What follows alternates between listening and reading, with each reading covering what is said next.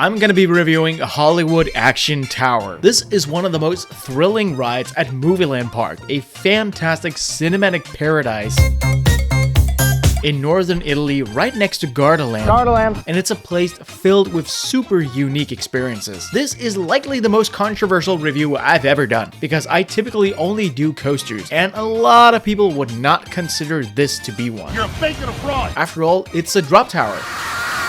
But it's also kind of a roller coaster. Maybe. I mean, I think so. This is probably getting confusing, but let's take it from the top. I rode this ride in July of 2024, and let me go over what this thing actually is and why I want to talk about it. My father, while he was a wheel, the first wheel! Hollywood Action Tower is an Intamin Freefall. This is the world's original type of drop tower and the start of the popular ride type. The first one of these opened in Six Flags Magic Mountain in California in 1982, known as Freefall, conveniently. Today, it's a super rare but a super cool ride type, and it's absolutely unlike any other drop tower. Weird, buddy. You're weird! In fact, some people, like myself, consider this to technically be a roller coaster. And let me explain why. It operates exactly like one. Oh shit. It's got a station with multiple cars where you board one at a time. It's got a lift hill that's separate from the drop. The drop has a curve. It rolls on the track off into the distance, and by the end, it comes full circle. It's a proper circuit with cars running along rails, not a tower with one car attached to it moving back and forth. It still is a drop tower because that's its primary purpose to be, but to me, it's also a roller coaster, and I'm not sorry. Get fucked! But I totally understand and respect if you don't consider it one. The ride opened in MovieLand Park in 2006. However, it originally opened in Galaxyland in Canada in the 1980s, where it was called the Daring Drop of Doom. And that was before it got moved to Italia. Viva Italia, per favore! It's got small 4-rider cars over just one row, and they feel really strange to sit in. Like, these cannot be compared to like modern Intamin Blitz wagons. These cars feel like sitting in a shopping trolley.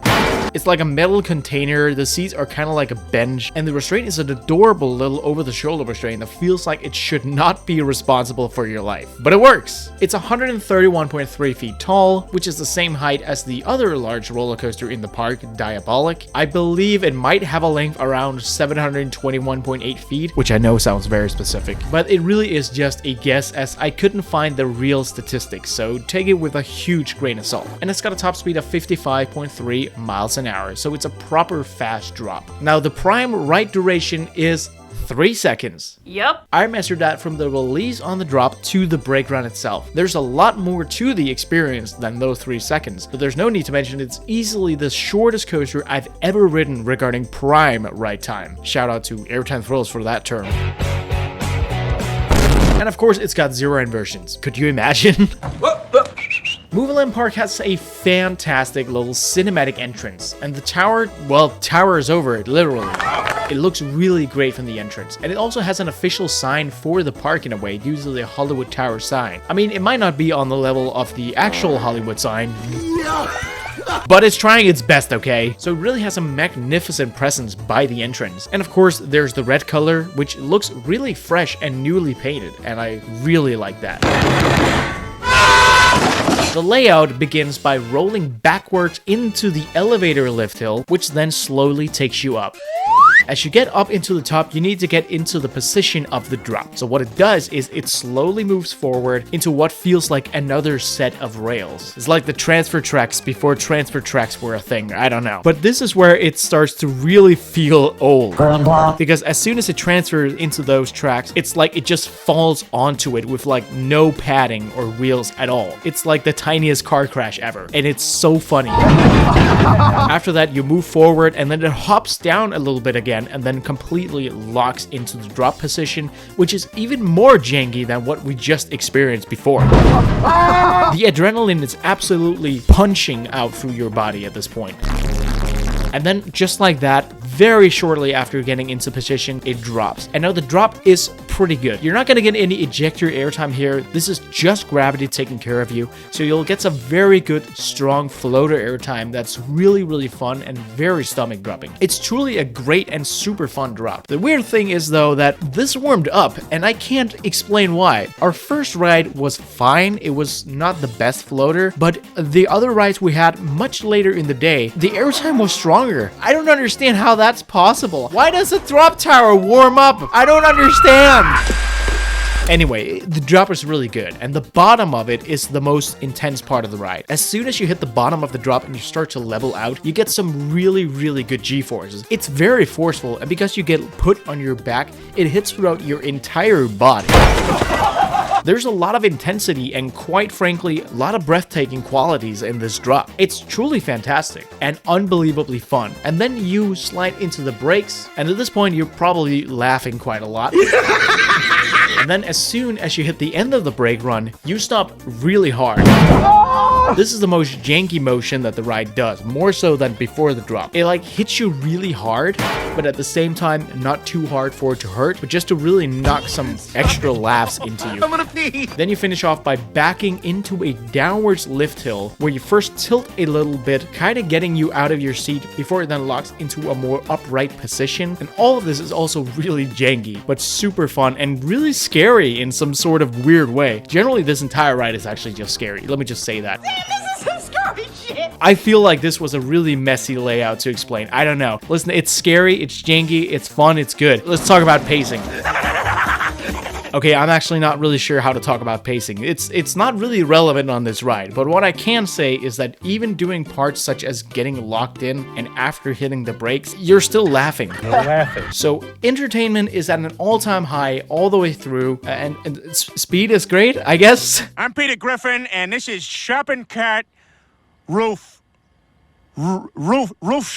Shopping Cart. Alright, so I already mentioned a lot of this doing the layout category, but there's a lot of jankiness on this ride. But not roughness, rattly, or vibration or anything. It's really just got a lot of jankiness going on, which means that all the transitions are really hard and nothing is really gradual. Mostly, of course, when locking in for the drop. That was intense. And when heading into the station. The drop, however, is butter smooth. The drop itself and also hitting the bottom of it, very, very smooth. But all the other jankiness also only adds to the ride and makes it a whole lot more funny. Is it just us, or is the Hollywood sign broken? For a park with such phenomenal theming all around in all shapes and forms, Hollywood Tower is actually one of the lesser themed rides at the park. Loser! The same goes for the other thrill coaster, the actual true no bullshit coaster. Hollywood Tower's surroundings are, of course, wonderfully beautiful. It's kind of tropical and there's lots of good theming around it as well, but the ride itself has but two things going for it, theming wise, but they're pretty damn cool. There's the Hollywood Tower sign on the ride, which first of all just looks great, but it also collapses in a pretty convincing way every cycle, where the letters drop and dangle, and this is also paired with some smoke. It looks great every time, both off and on ride. And then there's the music, because when you head up to the top of the drop tower, they play the themed music from the Twilight Zone. If you didn't think that the name was already kinda reminiscent of the Disney attraction, yeah, they play that music. The scary door. It's really, really cool. It mixes really well with you being scared at that specific time because of how frightening and janky it all is.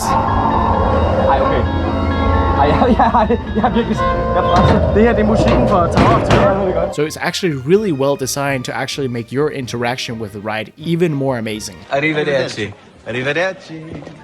Arrivederci. I totally understand if you don't consider this to be a roller coaster. It's basically on the fence. It's like this homie from The Phantom Menace. That's absolutely right. But the fact of the matter is, it gives a unique experience not found many other places. I believe only 5 of these rides exist at this point, with 1 in the US and 3 other in Japan. And it's a shame because this ride is absolutely awesome. I want more. It's very understandable that these are going out of fashion. That I can't even talk about. Because of their age and jankiness, they just feel old. What? And obviously super outdated. But with proper maintenance, I hope that the ones remaining stick around for a long time, because I'm giving this a 10 out of 10. The pure chaos and adrenaline coming from the feel of this ride alone, even before the drop, is unmatched. Just listen to this bozo, Villas, next to me. And the following drop is stomach dropping and breathtaking. And after all of that, the fun still isn't over. We're done when I say we're done. For what it is, it truly surprised me how perfectly hilarious and fun this ride was. And generally good on the forces as well. All around, it's a flawless ride concept. So let me know what you think about this, or Demon Drop, or maybe any of the ones in Japan. Usually I would ask you to compare this to any similar rides, but what are the similar rides? So let me know if you've ridden any of these and what you think about them. I would love to hear your opinion, as well as whether or not you think this is a roller coaster or not. Because yeah, it's on my credit count. And otherwise, thanks for watching. Take care. Bye-bye.